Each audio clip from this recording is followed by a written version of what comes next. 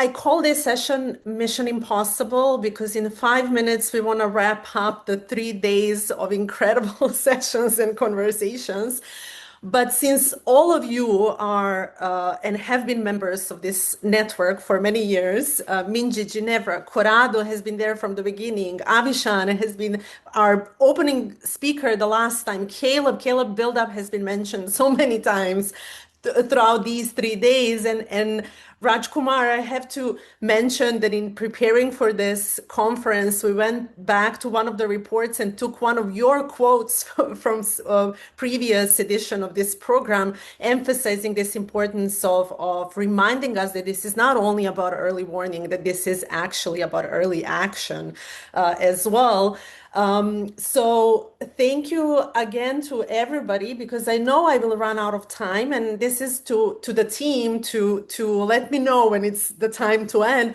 But before I run out of time, I do want to say thank you to our great supporters and donors, Ministry of Foreign Affairs of Finland, Folke Bernadotte Academy, Craft, which is again supporting us, enabling this conference to happen.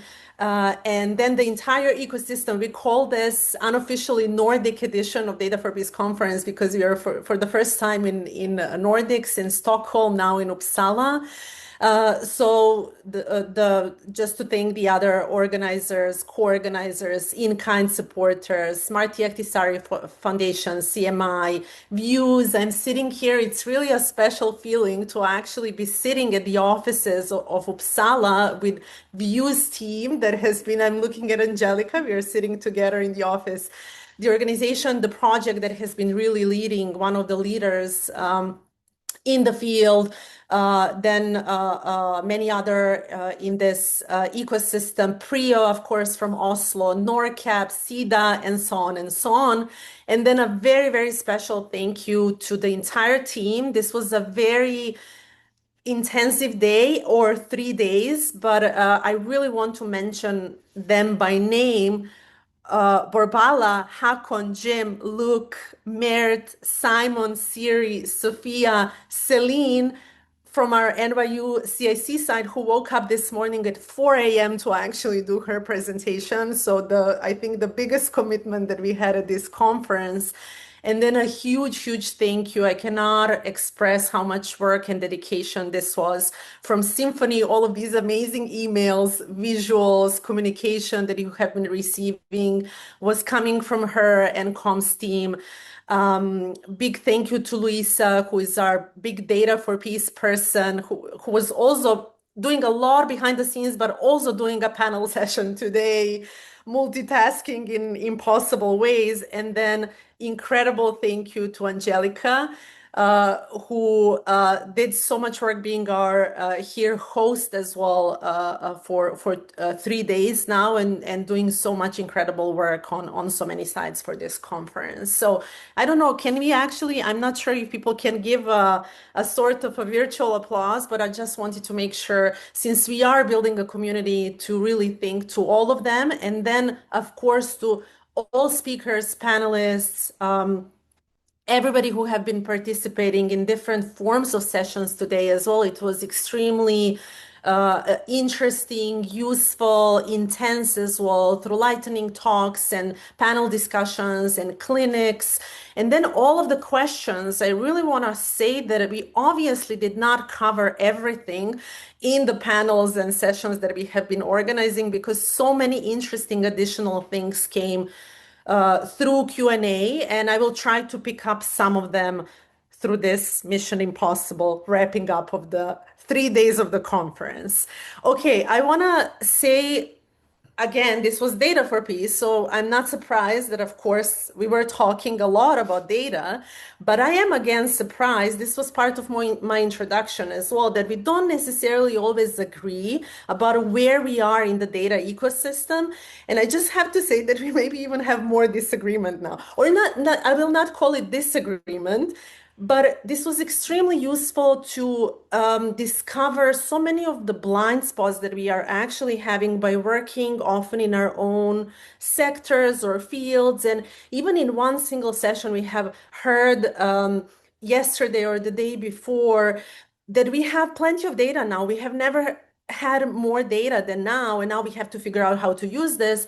And then even in the same session, a practitioner who is actually collecting the data is saying, okay, but that doesn't mean that we don't need any more investments. In fact, we need to invest more and provide finances to ensure that these streams are now sustainable. And then hearing from data scientists who are saying, look, we don't have data sets for everything, or not on granularity that we need, on the level that we need. In certain contexts, we have complete data gaps. So certain populations or certain violence incidents and conflict incidents are not reported in the spaces where we collect the data sets. So we need to work more on that.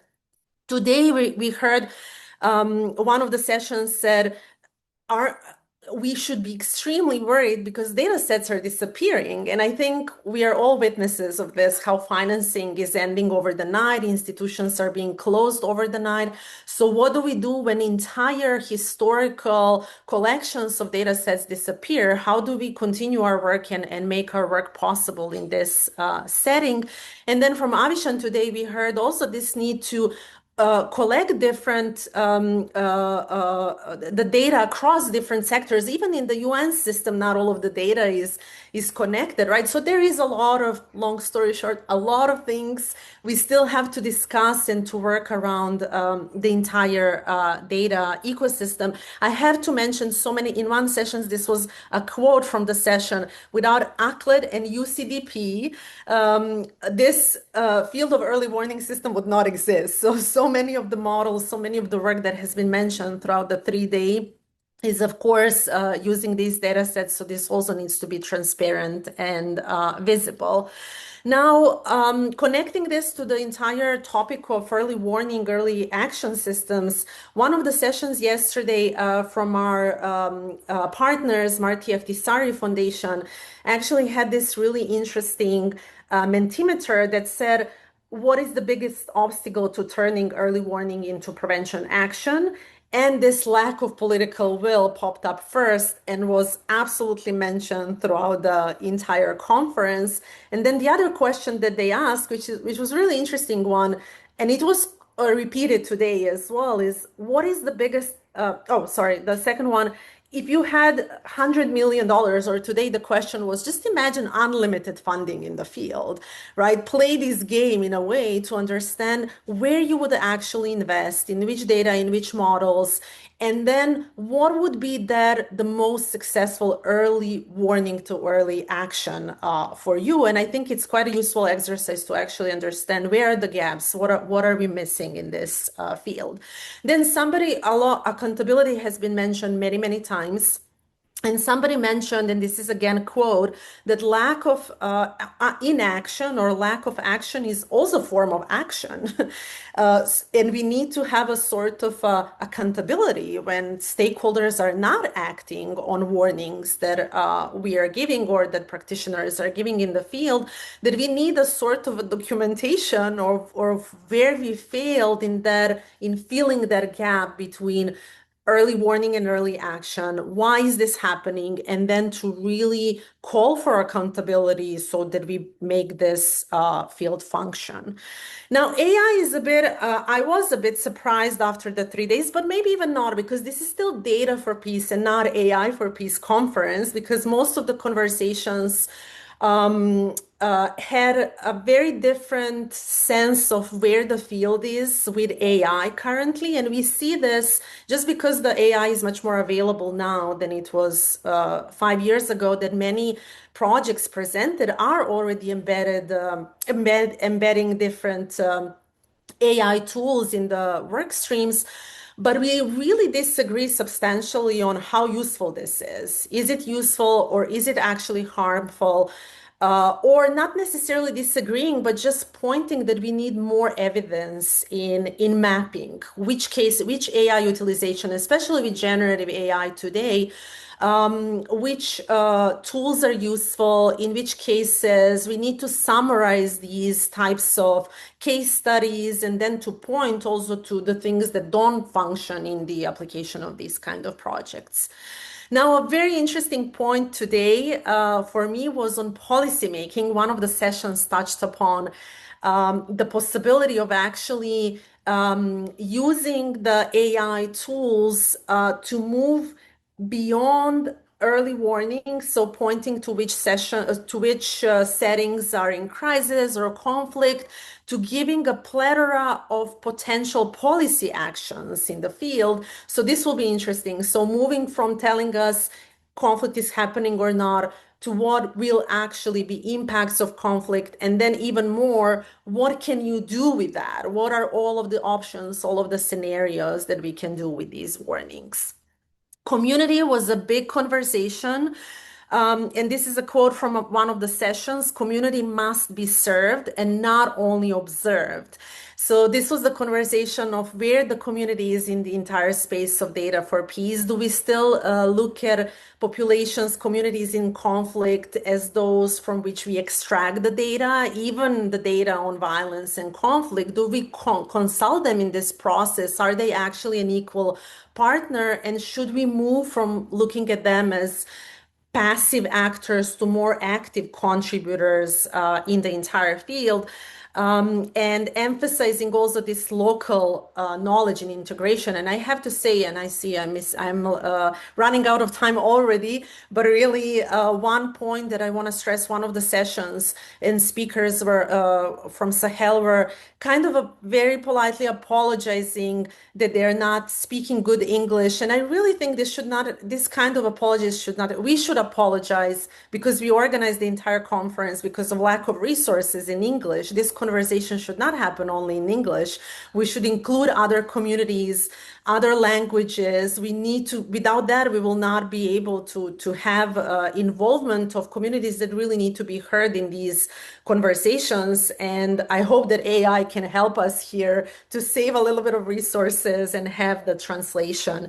And one of the sessions was titled "Nothing About Us Without Us," and I completely agree to that point.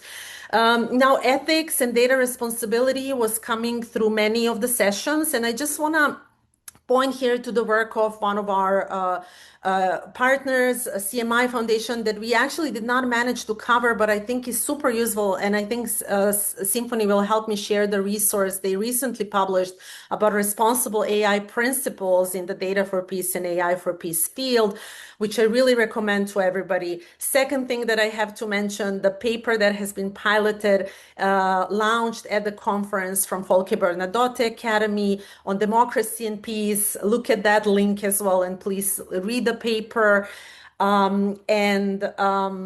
I think Angelica is giving me a look that I need to wrap up, and I will, maybe just to call us all at the end to I started the conversation 3 days ago with inviting everybody to think how we can use all of this data and all of this technology to move us from warning to action and from action to peace. And I want to close with that words as well, that I think we can still think about this and how we can do this. And now I don't know, I know that everybody are tired and we want to finish, but I would still like to open maybe for 2-3 more minutes if speakers would like to jump in and give a feedback to the conference, or anybody in the audience, if you want to raise the hand, and whoever has to leave, I completely understand. But if you want to stay for a couple of more minutes, we want to hear you as a community of practice as well. And where do you think this data for peace ecosystem needs to go?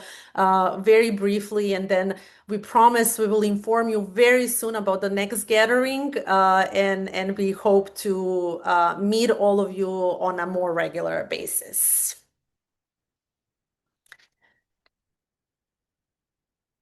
I'm not sure if I can see if anybody actually raised a hand or has a comment, or from the panel or from the team as well. I invited the team is too tired to jump in. I can jump in quickly, Branka. Please, Lisa. One point that I think we have not touched until right now, and I really want to emphasize such a great point that you made, which is the language.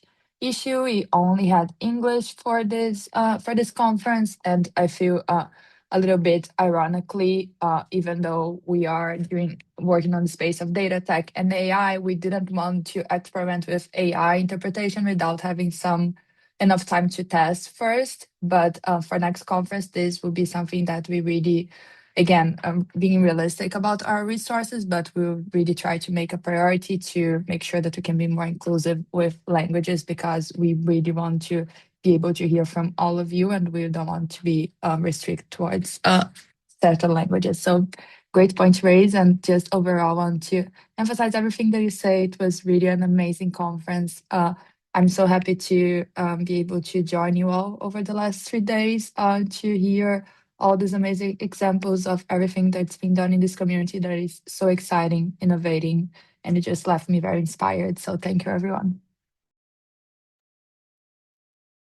Thank you, Luisa.